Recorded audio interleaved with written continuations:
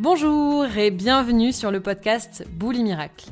Je suis Kitri et je t'aide à te rappeler que la relation que tu entretiens avec l'alimentation est le reflet de la relation que tu entretiens avec toi-même, avec les autres et avec le monde.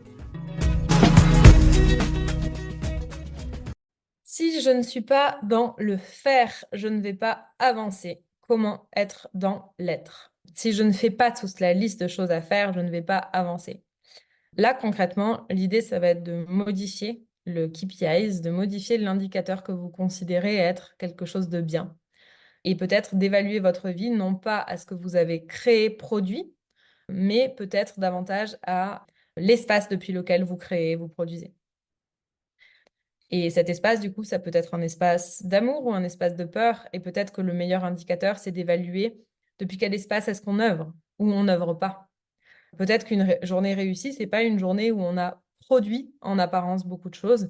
C'est une journée où on a produit ou été, mais dans une juste posture par amour et non pas par peur de.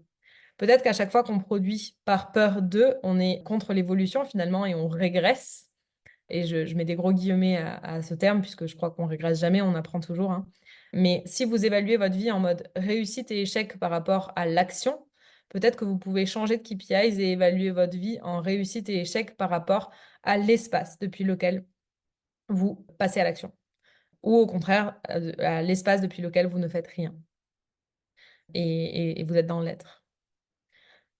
On peut se dire que ce qu'on a apporté à la planète, c'est un maximum de choses produites, donc un maximum d'argent, un maximum de matériel réalisé, de choses concrètes.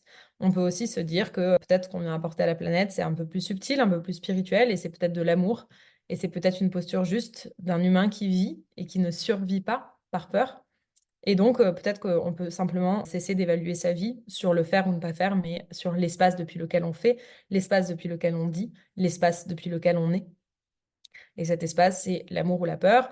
Et la meilleure manière de savoir si on œuvre depuis l'amour ou depuis la peur, il suffit de se demander comment est-ce que je me sentirais si là je ne faisais rien, comment est-ce que je me sentirais si là je ne disais rien, comment je me sentirais si là je faisais, comment je me sentirais si là je disais, comment je me sentirais si là je me reposais. Et si la réponse est mal, c'est probablement que l'action ou la non-action que je m'apprête à faire était initiée par la peur et que je gagne à faire l'opposé.